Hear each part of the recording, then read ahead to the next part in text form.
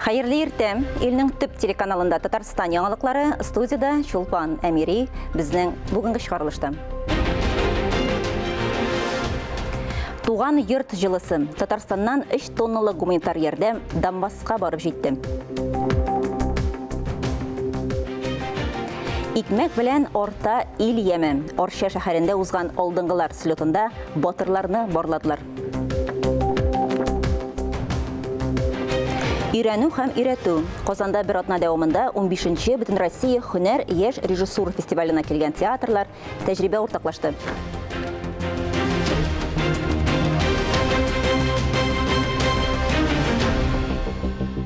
Чыгарылышыбызны һава торышыннан башлыйбыз. Синоптиклар 13 декабрьгә кадәр республикада көтелмәгән салкын һава торышы саклана дип белдерде. Шул сәбәпле кисәтү игълан ителде. Бүген һәм иртәгә, ягъни 7 һәм 8 декабрьдә 25 градуска кадәр салкыннар көтелә. Җир төньяк көнчыгыштан юлларда бозлавык саклана. Салкыннар булу сәбәпле Татарстан мәктәпләрендә укучыларның дәресләре булмаска да мөмкин. Шәһәр һәм авыл мәктәпләрендә дәресләрнең үткәрмәүнең шартлары белән экранда күрсәтелгән мәгълүмат белән таныша аласыз. Шулай ук һава температурасы 25 градустан түбән булганда, балаларны мәктәп автобуслар белән йөртү һәм шәһәрдән читкә чыгу киңәш ителми. Казанда күчмә котельная җайланмасы сынау узды. Көчле котельнялар республика буенча оператив рәвештә хәрәкәт итәргә һәм аварияларны бетерү вакытында җылылык челтәрләренә тоташырга, шулай ук торба үткәргечләрне көчле салкыннарда тотырга сәләтле. Күчмә котельная җылылык белән 250 мең квадрат метрга кадәр майданны тәэмин итә ала. Бу торак яки социаль әһәмияткә ия объектлар, мәктәп, балалар бакчасы, хастаханә, театр булырга мөмкин. Әлеге җайланма авария техник запасны тәшкил итә, аңа электр белән тәэмин итү өчен дизель электр генераторлары, турбалар, насослар керә. Орша шәһәрендә алдынгылар слеты узды. Быел ул Орша спорт комплексында үткәрелде. Орша батырларын барлый дип исемләнгән чарада премьер-министр урынбасары, авыл хуҗалыгы һәм азык-төлек министры Марат Җәббаров катнашты. Биредә төрле тармакта эшләүче хезмәт алдынгыларына бүләкләр тапшырдылар. Көнне төнгә ялгап фидакар хезмәт куючыларны, туган җир, туган туфрак кебек төшенчәләренең асылын аңлап эшләүчеләрне, илебез иминлеген ныгытуга, табыннарыбыз муллыгын байытуга армый-талмый өлеш кертүчеләрне Орша районында данладылар. Елдан-ел районыбыз матурайып бара, районыбыз кичиеп бара, бик күп оешмалар төзелә, киләчәктә дә шулай матур итеп, якты итеп, көчле итеп эшләргә. Хезмәт алдынгыларын Орша муниципаль районы башлыгы Илшат Нуриев тәбрикләде. Безнең районыбыз зур район, изле район, тарихлы район. Әлбәттә, районның тарихын, изен, данын бер генә кеше ясый алмый, шулай бит. Аллаһка шөкер, бүгенге көндә үзебез шатландырып, алга бара торган уңышларыбыз бар, күрсәтә торган эшләребез бар. Әлеге чарада авыл хуҗалыгы хезмәткәрләре, районның төрле өлкәләрендә хезмәт куючы алдынгылар, махсус хәрби операция зонасыннан хәрби ялга кайткан батырлар катнашты. Авыл хуҗалыгы продукциясен җитештерү күләме буенча Орша районы республикада алдынгылар сафында бара. Бу күпсанлы хезмәткәрләрнең тырыш хезмәт нәтиҗәсе. Механиклар, инженерлар, һәм үзебезнең җитәкчеләр барысында оештырылган рәвештә үтте, тиз башкарылды. Һәм коллектив яхшы, комбайнерлар яхшы үзебездә. Яңа техника чынлап та инде хәзерге комбайннар хәзер көчле, двигательләре көчле. Аннан соң бунгерларның объемы зур бит инде, тизрәк, күбрәк вакыт эчендә күп эш башкарырга була. Бүген Орша районы үзенең тырыш, хезмәт сөючән халкы белән мактала. Бердәм халкы бүгенге улы бәяне зур горурлык хисе белән кабул итәргә хаклы. Чөнки шушы бәягә лаеклы матур эшләре, куанычлы хезмәт уңышлары бар. Ания Гыйбадуллина, Дамир Мөхәммәтханов, Татарстан яңалыклары, Орша районы. Авыл хуҗалыгы темасына әле әйләнеп кайтырбыз, ә хәзер башка хәбәрләргә күчәбез. Татарстаннан 3 тонна гуманитар ярдәм Донбасска барып җитте. Машиналар узган атнада Түбән Камадан киткән иде. Госпиталь өчен халык, иҗтимагый оешмалар, волонтерлар көче белән җыелган гуманитар ярдәм белән бергә өйдән, гаиләләрдән исемле посылкалар да бар иде. Ә хәрбиләргә юлланган балалар хатлары 10 тортмага якын булды. Теманың дәвамы алдагы язмада. Спасибо 25-й школы города Нижнекамска письма за посылки. Балаларның хатлары хәрбиләр өчен бик кадерле. Моны окопта булган хәлдә генә чын-чынлап бәяләргә мөмкин. Җылы сүзләр җылыта. Түбән Камадан Донбасска унлап тартма хат һәм әлбәттә бу йөкнең бер өлеше генә күп матди ярдәм алып килгәннәр. Алар арасында госпиталь өчен кара атлар, техникага запас частьләр, кирәкле тәгәрмәчләр, идән күп кенә исемле посылкалар да бар. Благодарность братскому татарскому народу. Безне онытмаган, безне ташламаган өчен барыгызга да бик зур рәхмәт.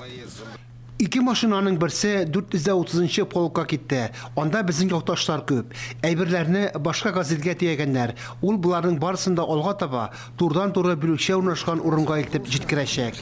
30-й полк. Ике машина да Түбән Камадан Узанатларга китте. Ике очракта да транспортны Дәүләт Думасы депутаты Айдар Метшин бирде. Әйберләрне бөтен Түбән Кама районы белән җыйдылар. Үз өлешләрен шәһәрнең гади халкы да, эшмәкәрләр дә кертте. Барысы 3 тоннадан артык гуманитар ярдәм җыелды.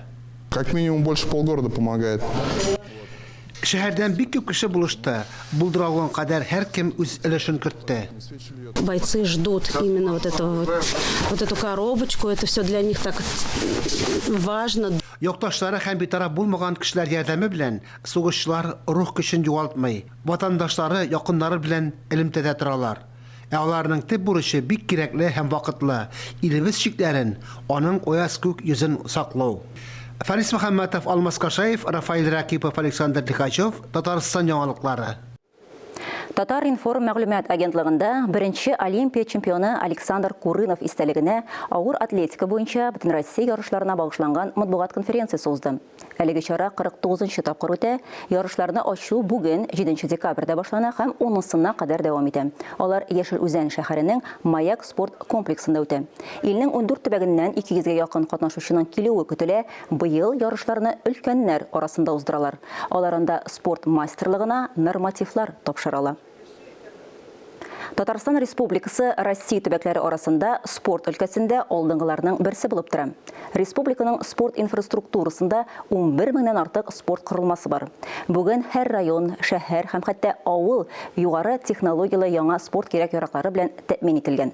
Россия президенты Владимир Путин билгеләп үткәнчә, спорт төп дәүләт өстенлекләренең һәм милли үсешнең мөһим масакларының берсе булып тора. Безнең бурыч спортны тормыш нормасы итү. Бу максатка ирешү өчен спорт инфраструктурасына максималь киң мөмкинлекләр ачыла дип ассызыклады ил президенты. Шыгарылышыбызны авыл хуҗалыгына багышланган авыл сулышы сәхифәсе белән дәвам итәбез. Биредә авыл хезмәтчәннәре алар җитештергән продукция, гомумән республикабызны азык-төлек белән тәэмин итүчеләр турында сөйләрбез. Хәерле иртә, эфирда авыл сулышы сәхифәсе, сезнең белән мин Динә Нишметдинова. Яшел Үзәндә яңа элеватор төзелә. Татарстан өчен әлеге проект бик зур дип санала. Комплексны ел ярым эчендә торгызганнар. Заезжает на автовесы. Керүгә рөхсәт алынгач, машина үлчәгә керә, ашлык үлчәнә. Параллель рәвештә лабораториядә бертекнең сыйфаты да ачыклана. Әлеге лабораториядә белгечләр шундук бодайның төп күрсәткечләрен билгелиләр. Анализируют 10 инфракрасных лучей проходит. Без әлеге күрсәткечләрне лабораториядә анализлыбыз. Әгәр элек бу эшне без 2 сәгать эшләсәк, хәзер 40 секунд вакыт җитә. Тикшерү нәтиҗәсе ырлык дымлы дип күрсәтсә, аны шундук комплекста киптерергә һәм саклауга җибәрәләр. Республикада мондый комплексның тиңнәре юк. Татарстан эчендә бу зур проект һәм аңа күпләр җитештерүчеләр, шул исәптән күрше төбәкләрнең дә ихтыяҗы бар. Элеватор безнең бик тиз арада бик тиз тии торган и әйткәнчә именно елга сутналарына тии торган и зур сыйдырышлы. Әйтергә кирәк 5000 тонна сыятырган именно причаллар белән андыйлар юк. Бу уникальный причал белән әйтергә кирәк. И шуңа күрә әйткәнемчә тагын вагоннарны тияү 350 тонна сәгать белән тиеләр. И шунсы да бар, безнең элеватор просто тияү генә түгел, кирәк икән безнең элеваторда технология шулай итеп эшләнгән. Без үзебездә даже комбайннан да алабыз һәм эшкәртәбез һәм үзебез әгәр дә кондиционныйга туры килми торган ашлык була икән, без аны эшкәртеп тоже нәкъ принимать алабыз. Һәрберсе 7000 тонна ашлык сыйдыра алырлык 8 силос төзелде. Шунда 3 төр транспортка тие урыннары да бар. Корабльга тие вакыты 10 сәгатьтән дә артык түгел. Уртача моңа 4 көн вакыт китә. Тизлек бик югары, сәгатенә 700 тоннага кадәр, уртача баршы 5000 тоннага кадәр кабул итәргә мөмкин. 9 сентябрьдән башлап республикада традицион авыл хуҗалыгы ярминкәләре уза. Алар Казанның 14 мәйданчыгында, Яршалык һәм Яшел Үзән районнарының 2 мәйданчыкларында урнаштырыла. 13 ярминкәгә йомгаклар буенча 993 миллион сумлык авыл хуҗалыгы продукциясе сатылган. Биредә яшелчә, ит, сөт продукциясын арзан бәядән сатып алырга мөмкин. Бу атнаган авыл хуҗалыгы тармагына бәйле яңалыклар шулар иде. Мин Динә Нишметдинова сезнең белән киләсе атнага кадәр сау булашам. Эфирда Татарстан яңалыклары, чираттагы хәбәрләргә күчәбез. 1 декабрьдән 7-сенә кадәр башкалабыз Казанда 15-нче Бөтен Россия һөнәр яшь режиссуры фестивале уза. Бүген аның йомгаклау көне. Быел фестивальдә ничә театр коллективлары катнашты. Һәм нинди спектакльләр аеруча тамашачы күңеленә хуш килде. Катнашучылар үзара ничек тәҗрибә уртаклашты? Бу сорауларга җавап киләсе язмада. 15-нче юбилей һөнәр фестивалендә 15 театр катнашты. Тамашачыга 16 спектакль күрсәтелде. Быел фестивальнең географиясе киңәйтелгән. Татарстан Республикасы театрлар белән бер рәттән Красноярск, Алтай крае, Пермь өлкәсе, Удмуртия, Башкортстан, Чувашия Республикасы театр коллективлары да килгән иде. Царь, царица и царевна. Фестивальдә елдагыча белем бирү программасы да каралган. Быел ул театраль лекция форматында барды. Театр тәнкыйтьчеләре лекцияларны татар китабы йортында үткәрде. Фестиваль спектакльләре барлыгы 6 мәйданчыкта барды. Яшьләр өчен эшли торган театрларны, театр студияларны, тузларны чакырдык. Тигез дәрәҗәдә, тигез шартларда үсә торган коллективларны чагыштыру ул минемчә гаделрәк һәм кызыграк. Һөнәрне сингел истисең, бигрәк тә актерлык, режиссерлык һөнәрдә. Монда бернинди шик минемчә юк. Монда бернинди потолок төшәм булырга мөмкин түгел. Шуңа күрә ылпат режиссерларда, олы яшьтәге режиссерларда нәрсәдә яшьләрдән ала, ничектер өйрәнә, һәм ул әлбәттә табигый театр дөньясы өчен. Фестиваль барышында төрле ачышлар булган кебек, Сарапул драма театры актерлары өчен үз спектакльләрен яңа юнәлештә кую тәүге тәҗрибә була. Чөнки әлегә кадәр алар өчен ят булган алым курчаклар кулланыла. Мы первый раз ввозим спектакль для детей. Без беренче тапкыр балалар өчен спектакль куйдык. Өлешчә курчак, өлешчә предмет спектакле. Курчаклар белән эшләү безнең театр өчен беренче тәҗрибә. Балаларның спектакльгә бәясен һәм мөнәсәбәтен түземсезлек белән көтәбез. На наше мастерство и нашу фантазию. Огромная благодарность организаторам этого фестиваля. Оештыручыларга бик зур рәхмәт. Фестиваль югары дәрәҗәдә бара. Безгә бик ошый. Спектакльне бик җылы кабул итте тамашачы. Безнең өчен бу спектакль эксперименталь булып тора. Беренче елларда фестиваль режиссерлар өчен вакансиялар ярминкәсе ролен үтәсә, соңгы вакытта инде режиссер буларак өлгергән профессионалларның эшләре тәкъдим ителә. Театраль сезонның иң яхшы премьералары тамашачылар һәм театр тәнкыйтьчеләр тарафыннан каралды. Мәсәлән, Ачинск драма театры куйган беренче мәхәббәт спектаклендә артистлар белән бер рәттән Песида катнашты. Очень большое значение имеет он для артистов. Бу фестиваль артистлар өчен бик зур роль уйный. Алар үзләрен күрсәтә, башка театрлар, спектакльләр белән таныша. Фестивальнең программасы бик күләмле. Күп кенә тамашачылар өчен яшь режиссерлар үзләрен яңа яктан ача. Әсәрләргә карата мөнәсәбәтләре башка, үзенчәлекле, яңа. Һөнәр Татарстан һәм Россия театр дөньясы өчен югары сыйфат билгесе. Тәнкыйтьчеләр сүзенә караганда, географияны киңәйтү тирән һәм бай тәҗрибә тупларга ярдәм итә. Алия Галиуллина, Ринат Сәхипгәрәев, Ирек Хәмидуллин, Татарстан яңалыклары. Балалар милли театр иҗатын үстерү максатыннан Саба районы мәдәният йортында Шәүкәт Биктимиров исемендәге 11-нче Республика балалар театр сәнгате бәйгесенең финалы узды. Кайсы театр коллективы җиңүче дип табылды? Саба районыннан чираттагы репортаж. Театр безнең киләчәк көннәребез өчен файдалы ва өметле бер нәрсә дип язган Габдулла Тукай.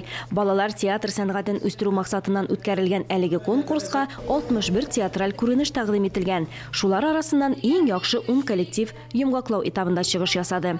Әтнә муниципаль районы мәктәптән тыш эшләр үзәгенең Әкият иле театр коллективы конкурсларда беренчелекне бирми. Без һәм театр Бөтен Россия театр фестивалендә дә беренче урын яулаганнар. Әтне районы Олы Мәңгер авылында халык театры каршында эшләп килүче әкиятле курчак театр булабыз. Без Нәби Дәүлинең җырлап үткән җәй дигән курчак спектаклен сезгә күрсәтәбез, куябыз.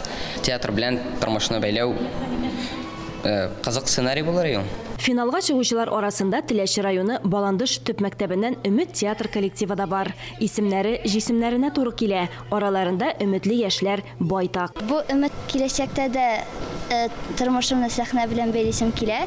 Чөнки ул миңа кызык, ул миңа ошый. Раушания Зайнуллина театр түгәрәген 36 ел җитәкли. Ул шәкертләре турында бары тик уңай фикердә. Алар үзләре мин инде әйдәгез инде тагын театр куйык, тагын инде театр куйык, менә булар аеруча шулай күп сорадылар инде. Һәм менә алар белән инде начар эшләдем дип әйтәм. Аллага шөкер уңышларыбыз булды. Әзмә урта мәктәбе театр коллективын Нәфисә Җиһаншина җитәкли. Әлеге коллектив күп кенә конкурсларда катнашып, призлы урыннар яулаган. Бирелгән сүзләрен инде алар вакытында ятлап, мин әйткәннең һәрберсен төшенеп торалар. Аның нәтиҗәсе инде безнең менә Аллага шөкер күренеп тора, уңышларыбыз да бар. Безнең узган ел менә республика күләмендә дә 5 грамотабыз бар безнең. Конкурсантларны район башлыгы исеменнән Саба муниципаль районы башкарма комитеты җитәкчесе урынбасары Марат Рәшит улы Кәримов сәламләде. Тарихы, даны һәм калдырган васыяте озак еллар яшәсен. Яратыгыз сәнгатьне, яратыгыз мәдәниятне, ул сезнең күңелегезне, ички халәтегезне дөрес итеп тәрбияли. Театр илендә балаларның дөньяга карашлары киңәя. Театр күренешләре аша күңелләренә үгет-насихат орлыклары чәчелә. Шәүкәт Биктимиров исемендәге 11-нче Республика балалар театр сәнгате бәйгесе моны кабат раслады. Алия Галиуллина, Райля Галәвина, Рөстәм Хәлилов, Татарстан яңалыклары, Саба районы. Республикада инвалидлар 10 көнлеге дәвам итә. Киләсе видеоязмабыз герое Мисбах Әбҗәббаров. Мөмкинлекләре чикле булуга карамастан, үзе башкаларга да ярдәм итеп яши. Ул тумыштан начар күрсә дә, зур тырышлыгы нәтиҗәсендә башка балалар белән рәттән укып, гади мәктәпне тәмамлый. Югары белем ала. Аннары мәктәптә инглиз теле укыта. Үзенчәлекле кеше белән күркәм эшләр эзеннән сәхифәсендә Ания Гыйбадуллина таныштыра. Білегінде күш булып та ихтияр кеше булмаган. Күзләре булып та тормышның матурлыгын күрә белмәгән кешеләр шактый. Безнең бүгенге героебыз андыйларга гыйбрәт тә, үрнәк тә булырлык. Гел елмайып, уен көлке сөйләшеп йөри торган бу пар чынлап та күпләргә үрнәк була ала. Гомер көзе якынлашканда ялгыз калгач, моңа кадәр күршеләр булган Мисбах абый белән Наилә апа гаилә кырып җибәрә. Бүгенге парлы бәхетле тормышларына илткән сукмаклары гына шактый бырмалы һәм сикәлтәле була шул. Ә кемгә яшәүе җиңел диярсез? Ашыкмагыз. Туганнан соң бик озак, белмәм, бер аймы буена күз ачылмаган. Бала суыра да йоклый. Аннары күзне ачып карасалар, күз юк.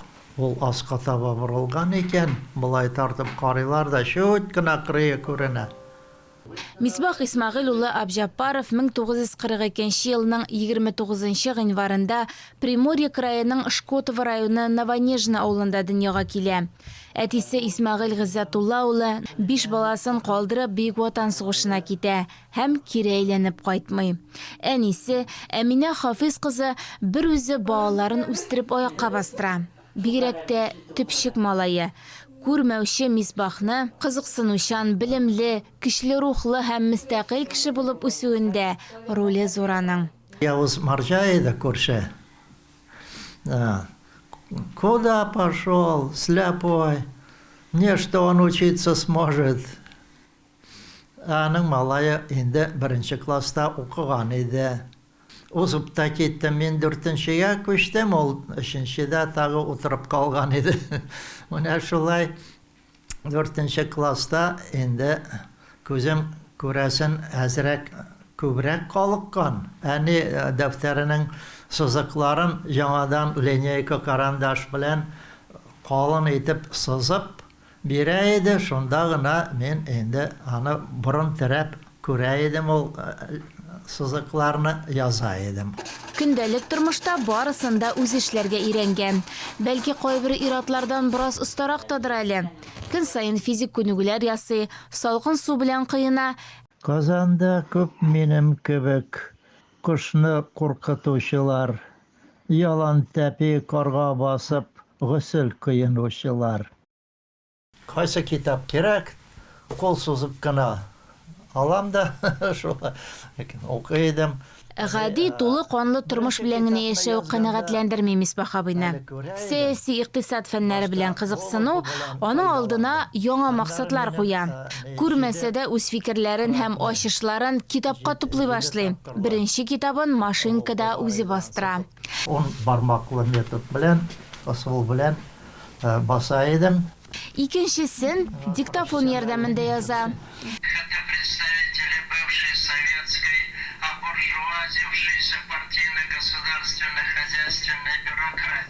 Кайбер җөмләләрен 20 тапкыр үзгәртеп яздым. Гаҗәеп бу кешенең фатиры бер кайчанда буш тормый дияргә мөмкин. Эш өстәле каршындагы стенада зур портрет. Аны Хайдар Сәйдбатталов бүләк иткән. Хәтерләсәгез, сәхифәләр безнең берсендә без бу күренекле рәссамның хатыны, иренең музеен оештырып йөрүче Илфира апа турында сөйләгән идек. Биектау районының Торнаяз авылыннан йорт эзләгәндә бу гаилә Мисбах абыйда яшәп торган икән. Рәхмәт йөзеннән Хайдар Гызаир улы дустының портретын ясый. Хатыным, үлгән хатыным, ул да Наилә иде. Ул 2002 елны үлде. Наиләнең ире 2008 елны үлде. Андара кушылыштык инде. Менә хәләлем хәзер Наиләм. Мисбах абый әле авыру хатынын, аның әнисен тәрбияләп, хөрмәтләп соңгы юлга озата. Какая чистенькая бабулька. Вам памятник надо поставить. Мне там не надо памятник, дальше деньгами. Язмыш тумыштан каршылыклар китереп куйса да, Мисбах Исмагыйль улы тормышта югалып калмаган. Үзен гаҗәеп белемле, киң кырлы шәхес итеп тәрбияли алган. Шуның өстенә кешеләргә мәхәббәте дә, ышанычы да сүнмәгән. Һәр вакыт ярдәм кулы сузарга үзе әзер ул. Кеше буласы килә. Кеше буларга кирәк. Тырышырга, кимсереп яшәмәскә кирәк дип әйтәләр. Әйе. Ания Гыйбадуллина, Ленар Хабибуллин, Татарстан яңалыклары. Хөрмәтле телевизор караучылар, берничә минуттан соң эфирне хәерле көн Татарстан тапшыруы дәвам итә. Бүгенге чыгарылышыбыз тәмам. Мин Чулпан Әмири сезгә хәерле, имин көннәр теләп, бүгенгә сау булашам. Иртәгә 9 тулып 15 минутта очрашырбыз. Игътибарыгыз өчен рәхмәт.